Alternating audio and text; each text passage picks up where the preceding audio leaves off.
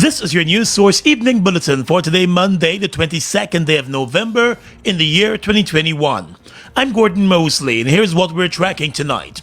As the Ministry of Health begins the rollout of COVID-19 booster shots, Guyanese who were vaccinated with the Russian-made Sputnik vaccine, which is still to be granted WHO approval, can now be inoculated with the Johnson & Johnson vaccine as a booster shot, according to the Health Minister, Dr. Frank Anthony. It was explained that it is advisable that a Johnson & Johnson booster dose be administered 6 months after a person became fully vaccinated with the Sputnik vaccine. The booster dose is available to persons 50 years and older and persons between the ages of 18 and 49 who have pre-existing conditions. Persons must also take along their current vaccination card when going for that booster dose. Minister of Health, Dr. Frank Anthony. To begin with, we have these three categories. 50 years and older, it doesn't matter whether you have or you don't have comorbidities. If you would like to get a booster shot, it's available for you. 18 years and older, if you have any comorbidities, then you can get the shot. And all healthcare workers who are 18 years and older can get access to a booster dose. So these are three categories of people. More than 150,000 Guyanese were vaccinated so far with the Sputnik vaccine. There are several countries, including the United States, that do not recognize the Sputnik vaccine because it is still to receive approval from the World Health Organization. With the Johnson & Johnson single-dose booster shot, it may now be easier for persons who took Sputnik to overcome international travel restrictions. The health minister also said that for persons who took both doses of the Pfizer vaccine, it is recommended that their third dose be a Pfizer vaccine also. Persons who took the Moderna vaccine can also take Pfizer as a third dose. If you got 2 doses of Pfizer, then we are recommending that if you're doing a booster, that you get a Pfizer as your booster. If you had Moderna and Moderna, you can either do another Moderna as your booster, but right now we don't have that. But there's nothing wrong if you want to get a Pfizer as your booster. For those persons who have taken a single shot of the Johnson & Johnson vaccine, they can now get a booster shot of that same vaccine after 52 days. Persons who took 2 doses of the Chinese-made Sinopharm vaccine can also be administered with that same vaccine as a booster dose. It was also explained that for persons who were administered the AstraZeneca vaccine, they can request the same vaccine or the Pfizer vaccine as their booster shot. More news coming up in just a moment. I'm feeling it. You know it? That Christmassy feeling? Friend, I'm ready for everything. All the decorations and lights. Bring on all the Christmas goodness. And I heard GTT is giving away millions in cash and prizes for the season. It just doesn't get any better. Multiple draws, multiple chances to win, live radio giveaways of cash, grocery vouchers, phone credit, and more. Free data, free calls, and free accessories with the purchase of every handset. Sign up, top up, pay any GTT bill or purchase a handset to get a chance to celebrate with GTT and MMG. Together we celebrate, together we win. GTT, together we rise. The light on your face, no mask will hide.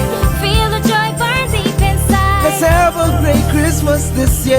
You, me, and Republic Bank, my dear. Whatever you need, light up your Christmas with Republic Bank and get a chance to win $825,000 in cash prizes. Plus, get a chance to give a family a Christmas hamper in your name. Log on to republicguyana.com for more details. Let's light up Christmas. Republic Bank, we're the one for you. We've got exciting news! All 12-ounce yellow can Buster are now only $100. Buster, live in Come full get color. your Buster, Buster $100. Come get your Buster, Buster $100. Jungle Jam! Jungle Jam, Jungle Jam! find as many as you can. Jungle Jam, Jungle Jam! the animals are waiting. Monkeys, giraffes, Dinosaur! real excitement in a chocolate bar. Elephant, toucan, Jaguar! which ones will you find? Young in the Jungle Jam, Jungle Jam! find as many as you can.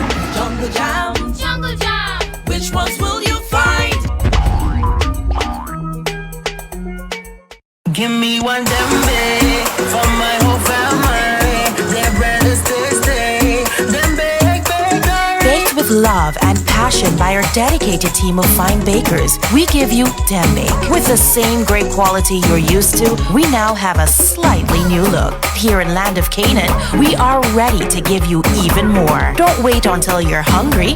Reach for a slice of Dembake. Dembake, healthy, wholesome living. Mom, what are you doing with GPL on your list? Child, you forgot I have to pay GPL? You got time with GPL? I have to keep these lights on. The customers who think in that manner and refuse to honor their obligation to GPL are obviously not playing their part in ensuring quality service delivery. So, I will continue to pay my GPL bill on time, every time. I recognize the value of your point, Mom. You were right.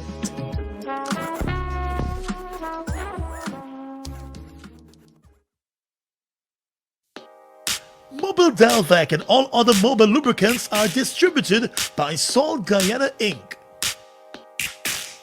Mobile Delvac and all other mobile lubricants are distributed by Salt Guyana Inc.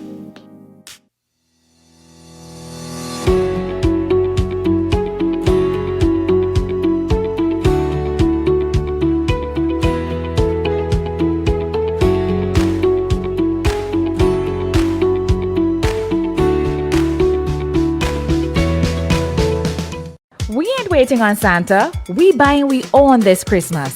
With a GBTI quick cash loan, you could buy that new stove or living room set for your home, or maybe a smart TV or phone, gadgets, jewelry, furniture, whatever you need to make your Christmas special for you and yours. Do it with up to $300,000 from GBTI. Apply at your nearest branch or online at www.gbtibank.com. Terms and conditions apply. Welcome back. Investigations into Saturday's fire, which gutted the police force's Office of Professional Responsibility and other sections of the building located at Police Headquarters Eve Leary, are ongoing. The Guyana Fire Service, in a statement on the investigations, has determined that the fire started in a section of the police force's living quarters, which was located in that same building. A number of police officers have been questioned about the origin of the blaze. The fire service was called to the scene of the blaze on Saturday afternoon and managed to contain the blaze to a section of the wooden building. The building also housed the office of the Director of Public Prosecutions. The DPP's office was saved, but various documents might have been damaged during the efforts to clear the building. We have been able to save the documents as well as the hard drives for the computers, and we thank God for that. Conditions right now, would you have to perhaps ask for referral of some cases until you get yourself fully organized again? To some extent, yes, because all the documents are mixed up. They just brought it out in the circumstances of a blazing fire. Because the fire was raging in the building and you saw that for yourselves. So it's all mixed up. Police officials have indicated that the files for the Office of Professional Responsibility were backed up. Saturday's fire was the second major blaze at the police building within the past month. In early October, the Georgetown headquarters of the police force, the Brickdam station, was completely destroyed by a fire. A prisoner who was in the lockups at the time has been charged in connection with that blaze. He has declared his innocence. Meanwhile, Police Commissioner Nigel Hoppy spoke about the need for files to be backed up. We always have contingency system in place, but of course any fire initially would affect us going forward. But together as a team, we would put system in place to ensure that it doesn't hamper our progress in addressing the issues at hand. How will you avoid it from being hampered? We have system in place. The thing is that most, if not all of the cases has connection to several divisions also, because as you're aware, we have a decentralized Office of Professional Responsibility unit that is in every region throughout our country. The Guyana Fire Service has indicated that it has not yet determined a cause of the blaze. The Public Accounts Committee is set to meet next week to consider names of persons who will be appointed to the next Public Procurement Commission. Members of the PPC are nominated by the Public Accounts Committee. The Public Procurement Commission monitors and reviews the functioning of all public procurement systems to ensure that those systems are in accordance with the laws of Guyana, as well as investigate cases of irregularities and mismanagement in the public procurement process. The body has not been in place since the PP Civic Administration took office over a year ago. The government has been criticized and even threatened with legal action over its failure to reconstitute the commission while doling out scores of multi-million-dollar contracts. During today's meeting of the Public Accounts Committee, the opposition again expressed disgust over the slothful manner in which the government is moving to establish a Public Procurement Commission. PAC Chairman Jeremy Figuera. Multi-billion-dollar contracts have been given out by Cabinet, and the role of the Public Procurement Commission is to play a pivotal role with respect to contracts being distributed. Aggrieved contractors can go to the Commission and make their concerns be known. So a lot of the perception is out there is that corruption is afoot with regards to a lot of these multi-billion-dollar contracts that government has been awarded. So the onus is upon us to act, and we believe in us acting to get this Public Procurement Commission in place would be the most important thing. This is a national issue. A lot of the Guyanese have been articulating their disappointment that this commission has not yet been operationalized, and we're hopeful that we can bring some finality before the year concludes. Mr. Figueres said that the establishment of the Public Procurement Commission has some contractors uneasy since there is no authority in place for them to express their concerns about government contracts. He said such an arrangement cannot be allowed to continue since it is openly flouting the laws of Guyana. Many complaints have been made known to us as members of the opposition from prominent contractors in Guyana, and they too are disappointed that this commission has not yet been established so that they could put their concerns to the commission. So a lot of backlog work has to be done because all of those contracts, multi-million-dollar and in some instances billion-dollar contracts that have been awarded, the commission will have to go and hear the concerns of those contractors. Several contractors have took to the press in recent weeks to express their disgust at the manner in which government contracts are being handled, accusing the government of doling out multi-million-dollar contracts to persons closely aligned with the government.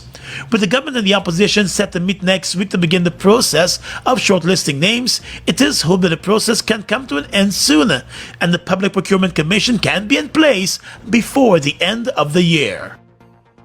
The aviation community in Guyana was thrown into mourning this morning as news broke of the death of the founder of the Art Williams and Harry Wendt Aeronautical Engineering School, Captain Malcolm Chanisu. Captain Chanisu was hospitalized over the past 3 weeks after being involved in a vehicular accident in the city when a speeding minibus slammed into his car. He never fully recovered and passed away from various complications from the accident. In a statement, the Guyana Civil Aviation Authority remembered Captain Chanisu as a stalwart and pioneer in the local aviation industry. Captain Chanisu worked with the former Guyana Airways Corporation for several years and later served as the CEO of the Aeronautical Engineering School for a number of years. The Aeronautical Engineering School said Captain Chanisu dedicated 25 years of service, business insight, consultation, expertise, and professionalism as founder, chief executive officer, and director of the school. The Aeronautical Engineering School also said he had the vision and realized that vision of making the school a world-class institution and one where Guyanese and regional students could get an aircraft engineer's license and degree that is comparable worldwide. The People's National Congress Reform also extended its condolences on the passing of Captain Malcolm Chanisu. A group of indigenous families was discovered with malnourished children over the weekend in a remote village in Guyana's Barima-Waini region, close to one of the bordering communities with Venezuela. Most of the persons in the group, which includes mostly small children and their mothers, are believed to be from an indigenous village in Venezuela. Many of the small children appeared malnourished and underweight. The helpless parents attempted as best as they could to indicate that they needed help. They mostly spoke Spanish, according to community leaders. A Guyanese non-governmental organization, Blossom Incorporated, was one of the first groups to discover the migrants and offer help. The group, which has been working in the indigenous communities, also contacted regional and government authorities for additional help and resources. Guyanese authorities, upon learning of the discovery, rushed into the area with medical and other supplies. One of the children was flown out to a city hospital for emergency medical care. The Ministers of Human Services, Health and Amerindian Affairs were all part of a team that took supplies to assist the families on Sunday in the Region 1 area. Minister of Human Services Dr. Vinny Posada explained that while many of the children had various infections, there was none found starving. She said pediatrician Dr. Samaru, who speaks Spanish, was able to communicate with the families. She said that the two of them examined many of the children and found cases of skin rashes, diarrheal diseases, and pink eye, cough, and cold, for what medications were provided. The Human Services Minister said the families were found living in very poor conditions, and the government will be looking at avenues to help to alleviate those poor conditions. In a statement, the government of Guyana said it remains mindful of its humanitarian obligations to migrants and has been actively engaged in sustained efforts to deliver food and medical supplies across the regions where migration into Guyana is taking place. The government also said it remains committed to the humane management of the migrant situation stemming from the economic and social instability in neighboring Venezuela, with the active support of local stakeholders and its international partners. The COVID-19 death toll in Guyana has climbed to 977, as one additional death was recorded today. 4 deaths were reported by the ministry on Sunday. 3 of the latest deaths are from the East Berbice quarantine area. There are just over 1,900 active cases of coronavirus in the country, with 75 of those persons being hospitalized. A total of 9 persons are in the COVID-19 intensive care unit. As Guyana swings into the busy holiday season, the Ministry of Health is pleading with persons to complete their vaccination process. There are more than 100,000 persons who received the first dose of one of the COVID-19 vaccines, but they are still to return for their second dose shots. The Health Ministry has indicated that all second dose vaccine shots are available, and persons need to receive both doses to be considered fully vaccinated. The Guyana Civil Aviation Authority has written to American Airlines expressing its concern about the airline's poor service to the Guyana market. Officials from the local aviation body are expecting a detailed reply from the airline. In the past few months, passengers have complained bitterly about the airline cancelling and delaying flights without prior information. The government of Guyana, through the Tourism Ministry, warned the U.S. registered carrier about the situation. American Airlines has not responded officially to the wave of criticism from Guyanese passengers and the Guyana government. The airline started operations in Guyana in 2018. In 2020, it suspended its service because of the COVID-19 pandemic. But months after, it returned to the Guyana skies, offering daily services between Guyana and the U.S. The government has called on passengers who have been affected by the airline's cancellations to file official complaints with the Guyana Competition and Consumers Affairs Commission. 1 week after a female security guard from Affiance on the Essequibo coast died after she was taken home by a taxi driver, the driver has been charged with her murder. The accused, 62-year-old Kirk Beaton, appeared before Magistrate Esther Sam at the Charity Magistrates Court this morning and was not required to enter a plea to the charge. According to the charge sheet, it is alleged that on the 15th of November, Beaton strangled 52-year-old Indira Lal. Initial reports of the incident indicated that Beaton, who was a taxi driver, would normally take the woman to and from her job. He reportedly dropped her home on the same night in a semi-conscious state. The woman was taken to a nearby hospital by relatives where she died. The accused, Kirk Beaton, was arrested after the post-mortem examination found that she died as a result of manual strangulation. The murder accused has been remanded to jail until the 12th of December, when the matter will come up again. Mobile Special and all other mobile lubricants are distributed by Sol Guyana Inc.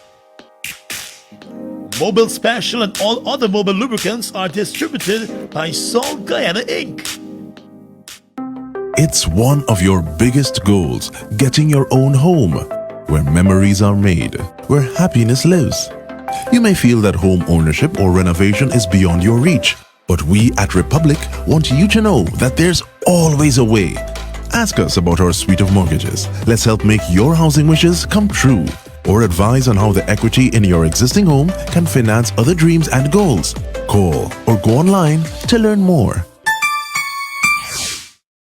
We've got exciting news! All 12-ounce yellow cab Buster are now on Buster, live in Come full get your color. Buster, Buster $100. Come get your Buster, Buster $100. We are legions of men standing strong, but never too proud to stoop and help someone. We must send a clear signal to all.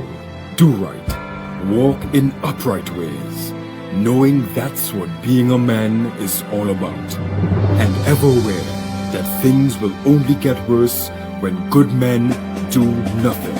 Stand strong, be the one to live right. I'm feeling it. You know it? That Christmassy feeling? Friend, I'm ready for everything. All the decorations and lights. Bring on all the Christmas goodness. And I heard GTT is giving away millions in cash and prizes for the season. It just doesn't get any better. Multiple draws, multiple chances to win, live radio giveaways of cash, grocery vouchers, phone credit, and more.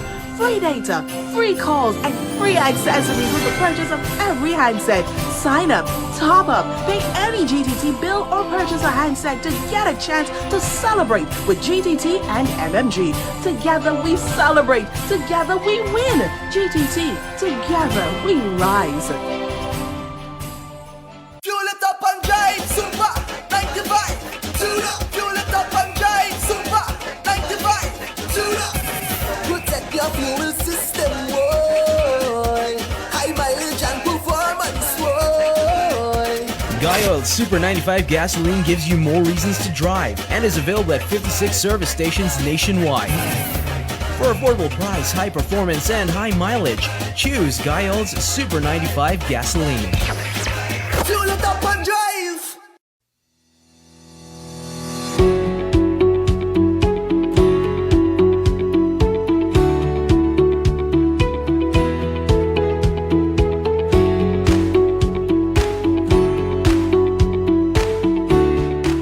Across the region tonight, Trinidad and Tobago continues to deal with an explosion in COVID-19 cases and deaths. The Ministry of Health in Trinidad yesterday reported that another 20 people had died from COVID-19, taking the figure to 48 deaths in 2 days and an overall figure to 1,967. In its daily update, the Ministry of Health in Trinidad said the amount of deceased within the 24-hour reporting period were 5 elderly males, 11 elderly females, and 4 middle-aged males. It also said 18 of the victims had a mixture of various comorbidities, including diabetes, hypertension, kidney disease, heart disease, asthma, obesity, and a history of strokes. The other 2 victims had no known medical conditions. On Saturday, the Ministry of Health in Trinidad reported 28 deaths, the highest since the start of the pandemic last March, and among them was a child. The 404 new cases of COVID-19 in Trinidad took the overall toll to more than 65,800 people. There are now 8,600 active cases of COVID-19 in Trinidad and Tobago. In Haiti, 2 people among a group of 17 U.S. and Canadian missionaries kidnapped by an armed gang last month have been released. Christian Aid Ministry said on Sunday that the 2 individuals were safe and in good spirits and are being cared for. The abduction of the missionaries and their family members, including children, was reported on the 16th of October. They were returning from a visit to an orphanage when the bus they were traveling in was seized by gang members on a main road in the town of Gantier, east of the capital Port-au-Prince. All of those abducted at the time, 5 men, 7 women, and 5 children, are U.S. citizens, except for one who was a Canadian national. The gang reported to be behind the kidnappings, which goes by the name of 400 Mozowo, demanded a ransom of $1 million for each of the 17 people being held. On Sunday, Christian Aid Ministries released a statement saying it continued to pray for the full resolution of the situation. And finally tonight, international news. Citizens of Kenya will be barred from bars, restaurants, and public transportation from the 21st of December if they are not fully vaccinated against COVID-19. The measures are aimed at increasing the rate of vaccinations ahead of the festive season. Less than 10% of the population is currently vaccinated, about 6.4 million people. This gives more than 20 million adults in Kenya just a month to get vaccinated. The AstraZeneca vaccines is the most commonly used vaccine in Kenya, and the 2 doses required to be fully vaccinated are supposed to be given at least 6 weeks apart. One health official did not explain how these hurdles will be overcome, but said that a 10-day vaccination campaign will be launched from the 26th of November. And that's your News Source Evening Bulletin for tonight. I'm Gordon Mosley, reporting and encouraging you to stay safe.